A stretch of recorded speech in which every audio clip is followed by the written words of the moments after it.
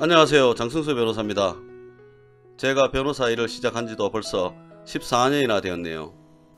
오늘은 그동안 변호사로서 일한 경험을 바탕으로 제가 코딩한 상속분 유류분 계산 프로그램을 소개하고 사용 방법을 안내해 드리고자 합니다. 지금 보고 계시는 이 프로그램인데요. 먼저 접속 방법을 말씀드리겠습니다. 인터넷 익스플로러나 크롬 같은 웹 브라우저를 켜신 후에 주소 입력창에 thebls.kr을 입력하시면 저희 사무실 홈페이지에 접속하실 수 있습니다.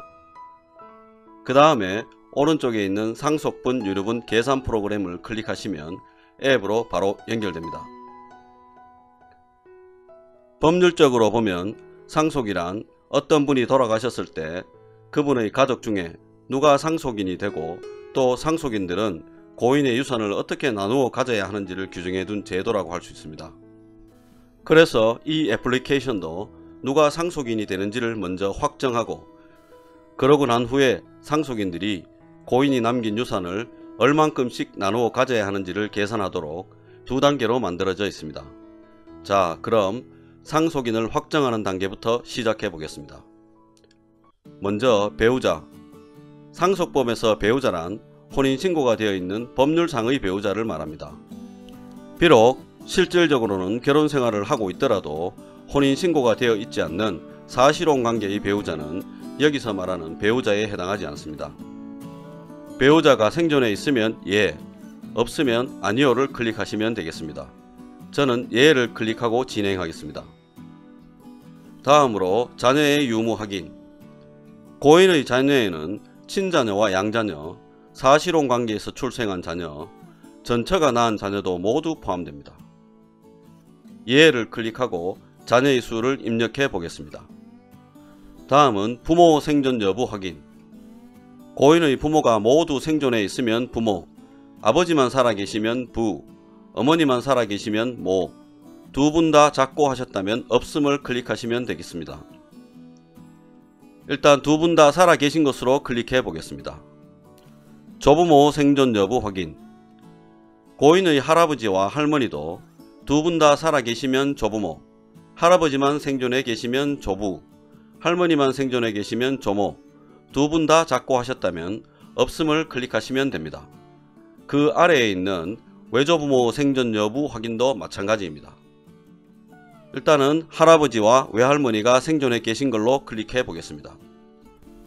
입력을 모두 마치셨으면 법정 상속분 계산하기 버튼을 클릭해 주세요.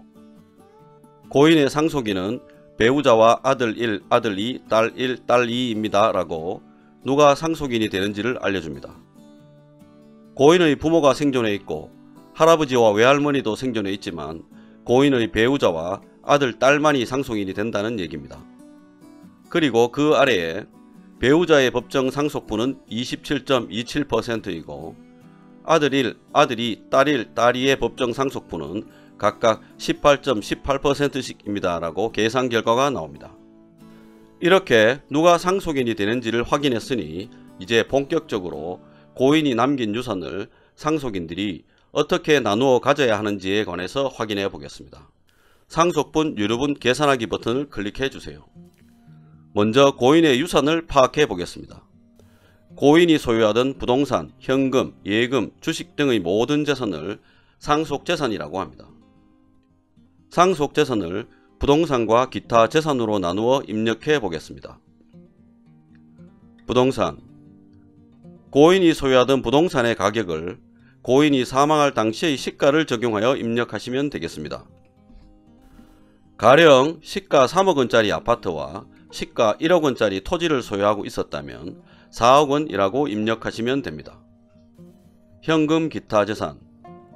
고인이 소유하던 부동산 이외의 현금이나 주식 기타 재산을 모두 금액으로 계산해서 입력하시면 됩니다. 가령 현금 500만원, 주식 1,500만원어치를 가지고 계셨다면 2천만원이라고 입력하시면 됩니다. 다음으로 상속채무.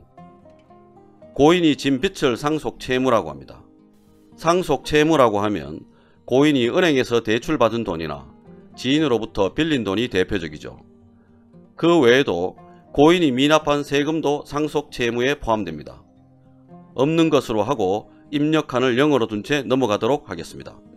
이로써 고인이 남긴 유산에 대한 파악은 끝이 났습니다.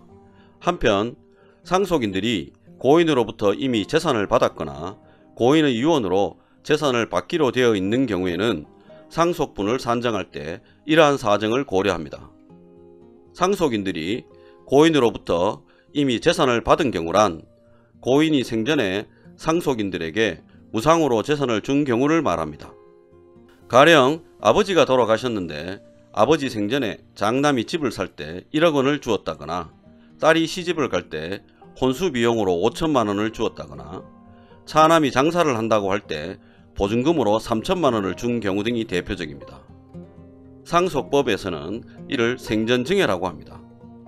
그리고 고인의 유언으로 재산을 받기로 되어 있는 경우란 고인이 돌아가시기 전에 유언장을 작성해 두었는데 그 유언장에 상속인 중 누구에게 재산을 주겠다고 써놓은 것을 말합니다.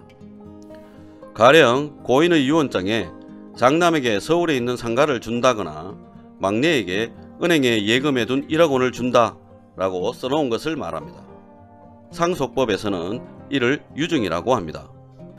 그리고 생전증여와 유증을 합하여 상속인들의 특별수익이라고 합니다. 특별수익에 관하여 좀 더 자세히 알고 싶으신 분은 여기 특별수익에 해당하는 유증 또는 증여의 예 부분을 클릭해서 법제처에서 만든 사이트에 들어가면 자세한 내용이 나와 있으니 참고하시면 됩니다.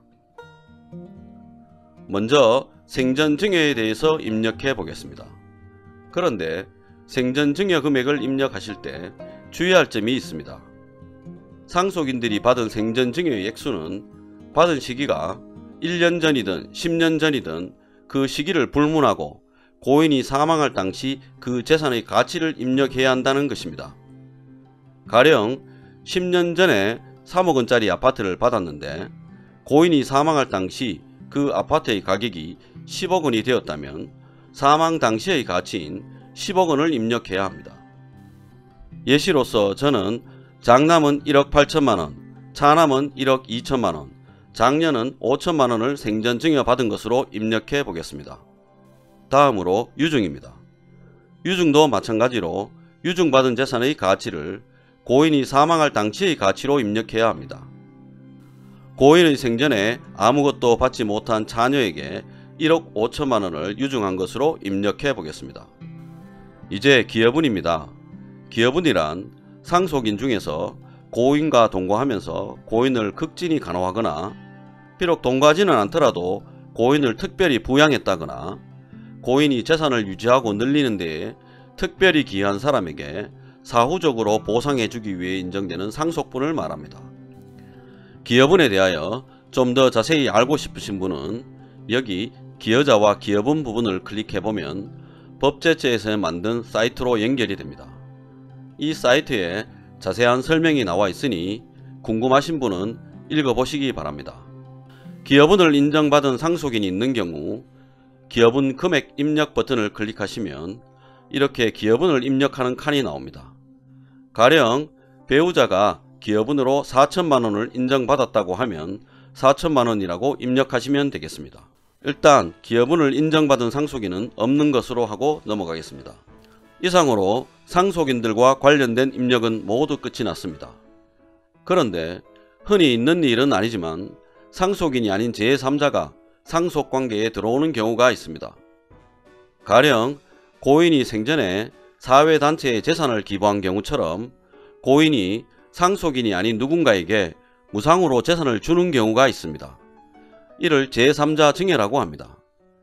그리고 고인이 장학재단에 재산을 기부하겠다고 유언장을 써둔 경우처럼 고인이 유언으로 상속인이 아닌 제3자에게 무상으로 재산을 주는 것을 제3자 유증이라고 합니다.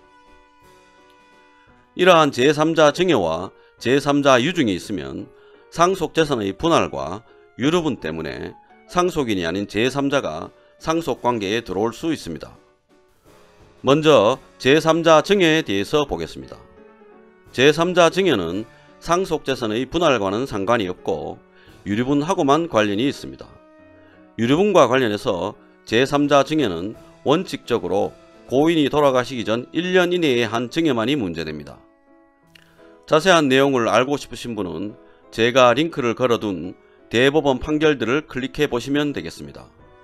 가령 대법원 2010-50809 판결을 클릭해 보면 공동상속인이 아닌 제3자에게 한 증여에 대해 유류분 반환 청구가 인정되기 위한 요건이 자세하게 판시되어 있습니다. 이러한 제3자 증여가 있는 경우에는 예 버튼을 클릭하시고 없으면 아니요 버튼을 클릭하시면 되겠습니다. 예 버튼을 클릭해 보면 증여받은 제3자의 수를 입력하는 창이 뜨고 가령 한 명을 선택하면 그 사람이 받은 금액을 입력하는 칸이 나옵니다. 거기에 이렇게 받은 금액을 입력하시면 됩니다. 제3자 증여는 없는 것으로 하고 넘어가도록 하겠습니다. 다음으로 제3자 유증에 대해서 보겠습니다. 제3자 유증은 제3자 증여와는 달리 상속재산의 분할과 유류분 둘 다와 관련이 있습니다. 유증받은 사람을 수유자라고 하는데 수유자가 있으면 예를 클릭하시고 없으면 아니요를 클릭하시면 됩니다.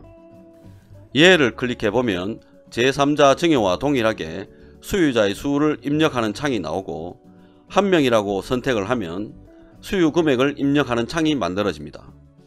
여기에 이렇게 금액을 입력하시면 되겠습니다. 일단은 수유자가 없는 것으로 하고 입력을 끝내겠습니다.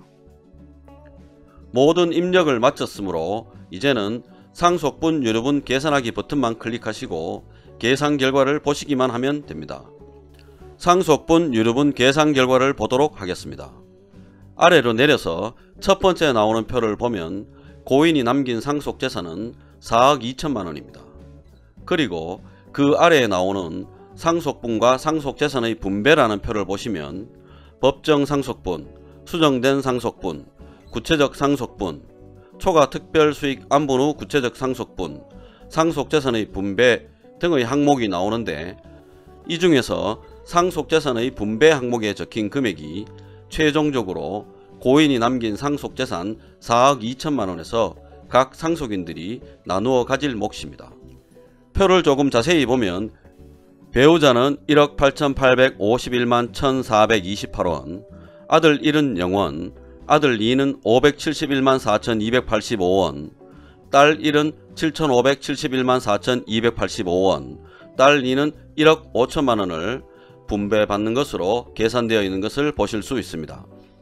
왜 이렇게 금액이 계산되었는지 그 이유를 알기 위해서 표를 조금 자세히 보면 배우자는 생전 증여와 유증을 받은 것이 없기 때문에 상속분으로 많은 금액을 받는 것이고 아들 1과 아들 2, 딸 1은 각각 생전 증여로 1억 8천만원과 1억 2천만원 그리고 5천만원을 이미 받았기 때문에 이것을 반영해서 구체적 상속분이 0원이 되거나 적은 금액이 되는 것입니다.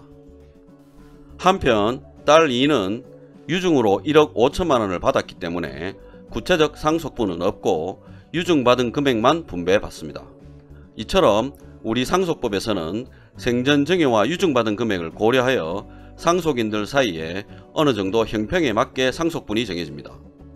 그리고 위로 올라가서 여기 자세히 보기를 클릭하시면 상속재산 분할의 법리와 자세한 공식이 나옵니다. 필요하신 분은 참고하시면 되겠습니다. 이제 마지막으로 유류분에 대해서 보겠습니다. 먼저 자세히 보기를 클릭해 보겠습니다. 유류분에 대한 설명이 나오는데요. 제가 최대한 쉽게 쓴다고 썼는데도 이해가 되지 않으실 수도 있습니다. 예를 들어서 설명드리면 유류분이란 아버지가 돌아가셨는데 아버지가 유독 장남만을 끔찍히 생각해서 생전에도 재산을 엄청나게 많이 주었고 유언장으로도 남은 재산은 전부 장남에게 준다고 써두었다고 가정해 봅니다. 그러면 배우자나 다른 자식들은 상속으로 한 푼도 받아올 수 없습니다. 이러한 경우에 우리 민법에서는 이렇게 상속재산을 받지 못하는 상속인들이 최소한 받을 수 있는 몫을 규정해 두었습니다. 그것이 바로 유류분입니다. 유류분은 배우자와 자녀의 경우 법정 상속분의 2분의 1입니다. 위로 올라가서 처음에 법정 상속분 계산 결과를 보셨죠. 여기에 나오는 배우자의 법정 상속분 27.27%의 2분의 1, 아들, 딸의 법정 상속분 18.18%의 2분의 1이 유류분율입니다. 다시 내려가서 유류분표를 보시면 유류분율이 이렇게 나와 있는 걸 보실 수 있습니다. 다만 유류분은 좀 전에 본 상속재산 4억 2천만 원에 이 유류분율을 곱하여 산정하는 것은 아니고 바로 위에 있는 유류분 산정의 기초재산 7억 7천만 원에 유류분율을 곱하여 산정합니다. 그래서 배우자의 유류분액은 1억 500만 원이고 아들, 딸은 각 7천만 원씩인데 배우자는 상속으로 1억 8,800여만 원을 받았고 아들 1은 생전증여로 1억 8천만 원, 아들 2는 1억 2천만 원, 딸 1은 생전증여로 5천만 원과 상속으로 7,500여만 원을 받았으며 딸 2는 유증으로 1억 5천만 원을 받았기 때문에 상속인들 모두 자신들의 유류분액 이상을 받았습니다. 따라서 이 사안에서는 유류분 부족액이 없습니다. 그래서 여기 위에 보시면 모든 상속인들이 자신의 유류분액을 초과하여 상속재산을 분배받았으므로 유류분 부족액은 없습니다 라는 설명이 나옵니다. 이것과 비교해서 유류분 부족액이 있는 경우를 간단히 살펴보도록 하겠습니다. 위로 올라가서 딸 2가 유증받은 금액을 1억 5천만 원이라고 입력했는데 이것을 3억 5천만 원으로 바꾸고 변경한 금액으로 다시 계산하기 버튼을 클릭해보면 상속재산의 분배 항목의 금액이 달라지는 것을 보실 수 있습니다. 고인이 남긴 4억 2천만 원을 배우자가 7천만 원 상속받고 딸 2가 유증으로 3억 5천만 원을 분배받습니다. 그리고 유류분표를 보시면 딸 2가 너무 많은 금액을 가져가는 바람에 배우자에게 3,500만 원, 딸 1에게 2천만 원의 유류분 부족액이 발생합니다. 이들의 유류분 부족액은 유류분 반환 의무자인 딸 2로부터 반환받을 수 있습니다. 아래에 있는 유류분 부족액 반환표를 보시면 유류분 반환 청구권자는 배우자와 딸 1이고 반환 의무자는 딸 2입니다. 그리고 반환 금액은 딸 2가 배우자에게 3,500만 원, 딸 1에게 2천만 원 반환해야 합니다. 이상으로 상속분 유류분 계산 프로그램의 사용 방법에 대한 설명을 모두 마치겠습니다. 참고로 지금까지 제가 입력한 사례는 서울대학교 법학전문대학원의 윤진수 교수님이 쓰신 초과 특별수익이 있는 경우 구체적 상속분의 산정 방법이라는 논문에 나와 있는 사례라는 것을 밝혀둡니다. 제가 최대한 간단하게 설명하려고 했는데도 워낙 설명할 항목들이 많다 보니 시간이 길어졌습니다. 사용해 보시고 궁금하신 점은 유튜브에 댓글을 남겨주시거나 여기 문의하기 버튼을 클릭하면 이메일과 전화번호가 나와 있으니 이쪽으로 연락 주시면 최대한 성심성의껏 답변 드리겠습니다. 끝까지 시청해 주셔서 감사합니다.